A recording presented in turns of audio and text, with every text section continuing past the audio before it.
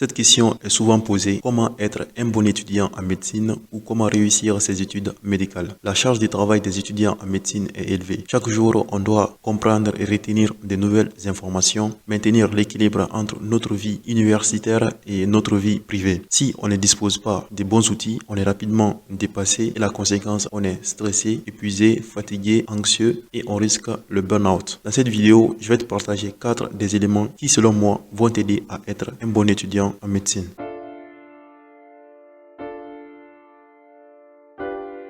Bienvenue sur la chaîne YouTube Dr Sidimé. Je m'appelle Sidimé et je suis en dernière année de formation en médecine générale. La réponse la plus simple à cette question de comment être un bon étudiant en médecine serait de travailler dur, d'être persévérant, d'être discipliné. Si c'était aussi facile, tout le monde serait des bons étudiants, allaient réussir brillamment les études et le problème est résolu. Dur labeur peut être une solution sur le court terme, mais sur le long terme, tu risques de t'épuiser, d'être fatigué et risque le burn-out. Il ne faut pas oublier que les études médicales sont longues, donc tu dois être encore là après plusieurs années. La meilleure manière d'être là sur le long terme est de développer des bonnes habitudes en intégrant dans ta routine journalière des astuces qui sont simples et pratiques que tu peux faire facilement et sur le long terme qui vont t'aider à t'améliorer et d'être plus confiant et de t'épanouir. Et pour ça, le premier conseil est d'apprendre à planifier tes journées et tes semaines. La planification va t'aider de savoir qu'est-ce qu'il faut faire et quand, ce qui va te permettre de gagner en temps et en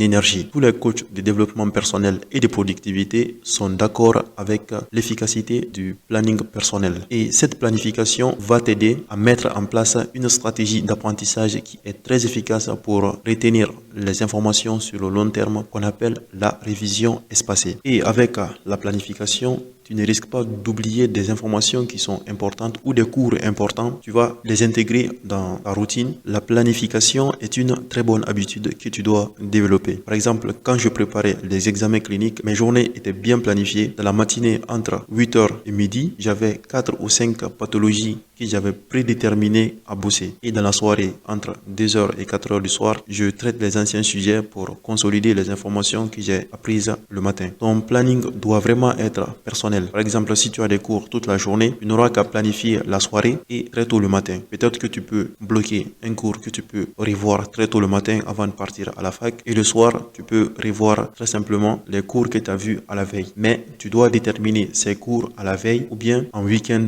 pour ne pas avoir du mal lorsque tu vas t'asseoir pour apprendre tes cours. Le deuxième conseil sera la discipline. La discipline va venir compléter la planification. C'est bien de planifier ce que tu dois apprendre et ce que tu dois faire. Mais si tu n'as pas la discipline nécessaire pour faire le travail, tu ne vas pas t'améliorer. Et la discipline va compléter le premier conseil qui est la planification. Après la planification, tu dois avoir la discipline nécessaire pour faire ce que tu as décidé de faire dans ton planning personnel. Une astuce que je peux te donner pour être discipliné, cette astuce, je l'ai découverte en lisant les livres de développement personnel comme Effet cumulé. Selon cette astuce, pour être discipliné, il faut déterminer ton pourquoi. Pourquoi tu veux être médecin? Pourquoi tu veux intégrer cette grande communauté de soignants? C'est cette raison qui va te pousser à te lever le matin, faire ce qu'il faut pour progresser et atteindre tes objectifs. Le troisième conseil est de t'entourer des personnes qui partagent le même objectif que toi. Tu as peut-être déjà entendu cette affirmation.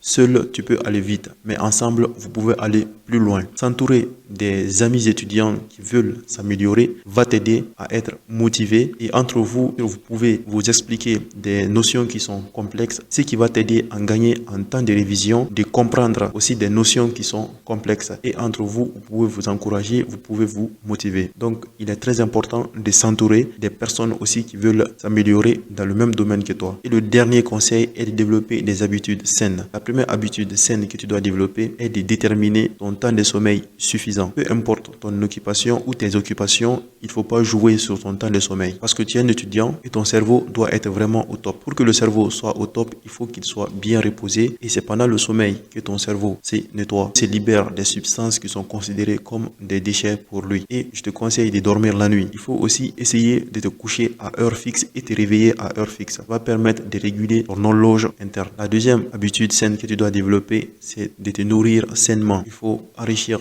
ton alimentation des légumes et des fruits. Mange des nutriments nécessaires pour le fonctionnement optimal de ton cerveau. Selon les études, on peut retrouver des oméga 3 et ainsi de suite. Il faut être hydraté durant tout au long de la journée. Le cerveau est en grande partie constitué d'eau, donc plus tu es hydraté, plus c'est bon pour ton cerveau. Et la troisième habitude, faire régulièrement de l'activité physique. L'activité physique a beaucoup d'avantages, non seulement sur ton apprentissage, sur ta mémorisation et surtout sur la gestion de ton stress et ton anxiété. Les études médicales sont longues, parfois tu peux ressentir des périodes de découragement, mais c'est normal. Tous les étudiants ont des moments de doute. Mais le plus important, quand ces moments surviennent, il faut se rappeler pourquoi tu veux être médecin, pourquoi tu as voulu faire cette filière, pas une autre. Tu détermines la raison pour laquelle tu veux intégrer cette grande communauté de soignants. Déterminer ce pourquoi va te permettre de rentrer dans le bain et de continuer à travailler. Si tu as aimé la vidéo, je t'invite à mettre un pouce bleu, ça me fera beaucoup plaisir, et me dire en commentaire ce que tu penses de ces conseils et si tu as autre chose à ajouter. Si tu es nouveau sur la chaîne, je t'invite à t'abonner, activer la cloche des notifications pour ne pas rater la prochaine vidéo. Tu peux aussi partager cette vidéo à une personne qui a besoin de ces conseils. Et moi, je te dis à la prochaine.